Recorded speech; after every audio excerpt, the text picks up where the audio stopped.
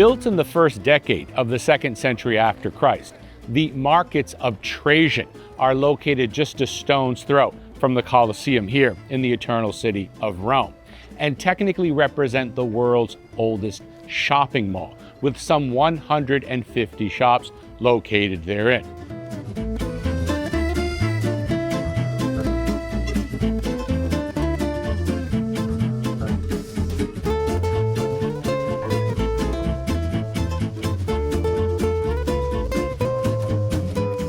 The shop sold things like meat,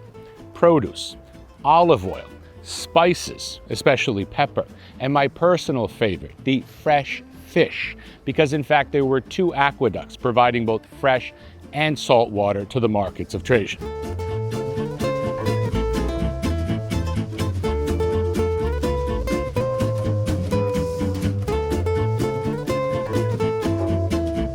And the Markets of Trajan were only discovered and excavated about 100 years ago in the 1920s, as was most of what you see here in the Imperial Fori in Rome.